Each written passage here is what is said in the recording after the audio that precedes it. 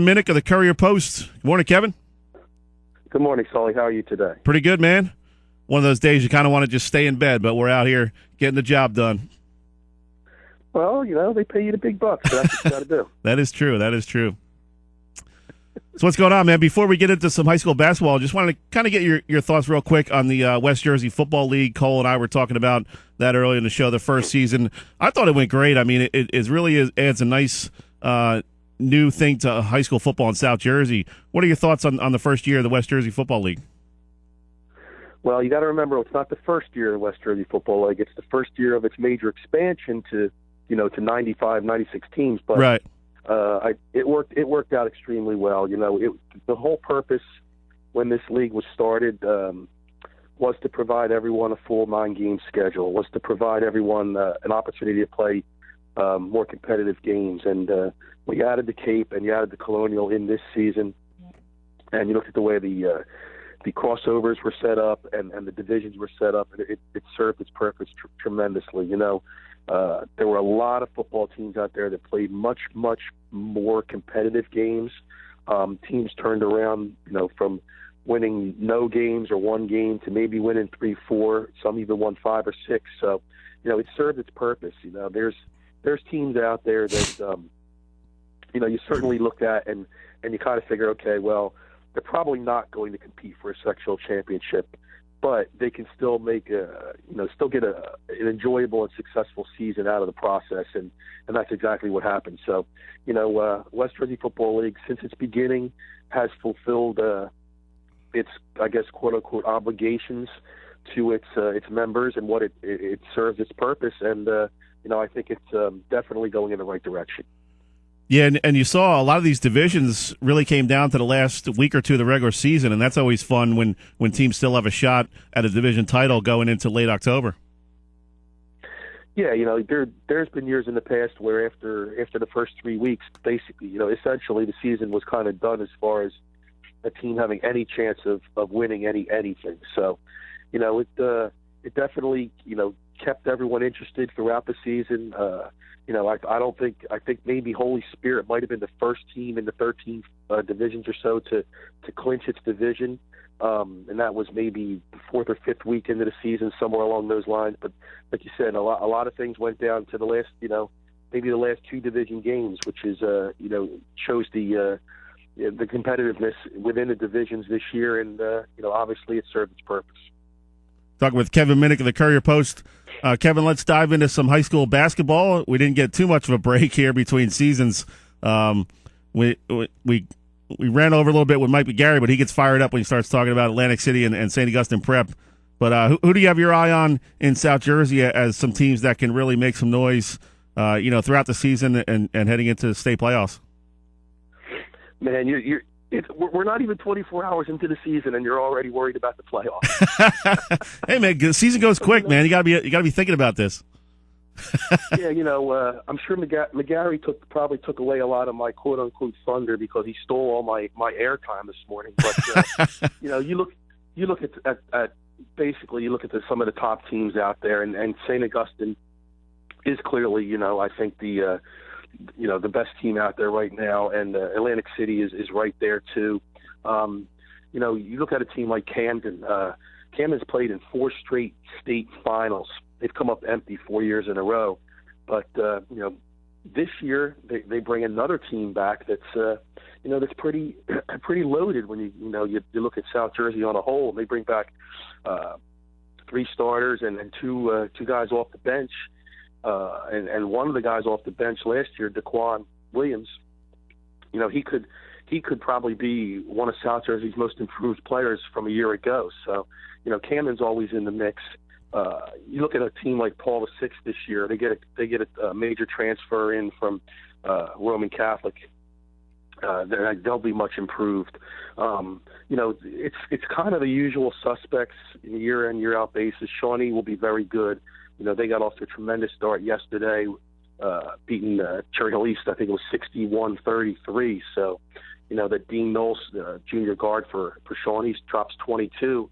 And, there's going to be some teams out there that are going to be extremely good. And, big, nice little tournament today up at Cherokee. It's a Jimmy V Classic that Eric Cassidy has run now for 5 years between his time at Shalleck and now at Cherokee, which will have a couple of real nice matchups in there today. One being Paul VI and Timber Creek. Timber Creek's another basketball team that lost a ton of guys from last year, but returned just a handful of guys that is good enough to keep them in the mix.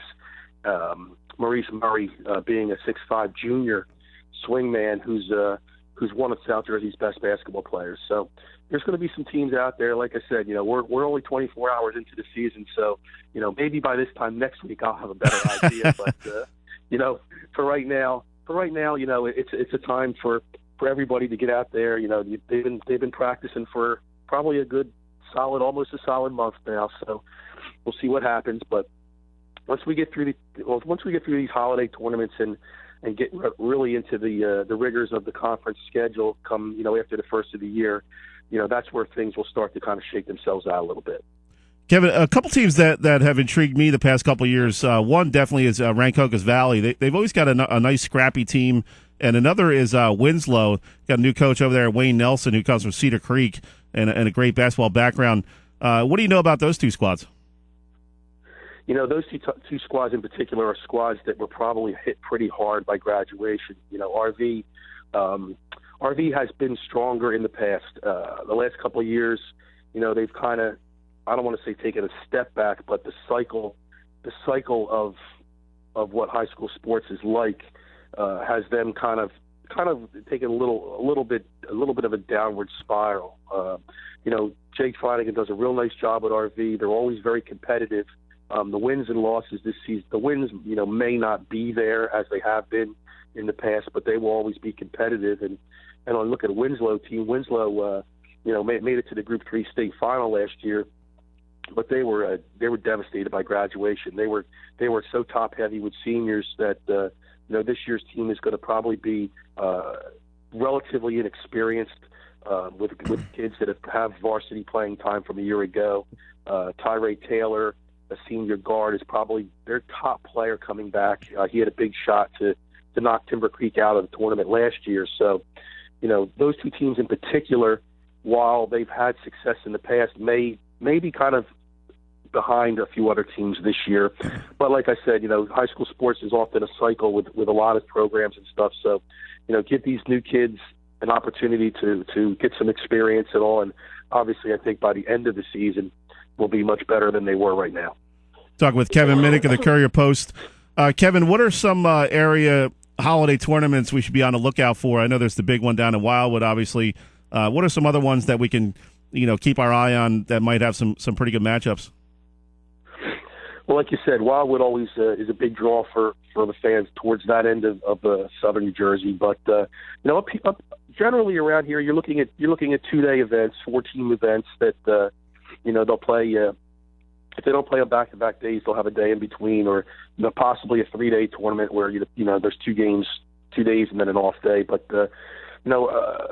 it seems as though this is an opportunity where a lot of teams will play teams that they won't play at any other part in the year. I know there's a decent tournament up in Gloucester County at Rowan College at Gloucester County that will feature Timber Creek, Paulsboro, Deptford. I can't remember the other team off the top of my head right now, but that's a decent tournament year in and year out. Decent tournament at Collingswood. There's always a handful of things out there. There's some tournaments that have some really nice matchups, really nice early season games that will draw your attention. But everybody right now, it's kind of like a feeling out process, I think, with a lot of these tournaments.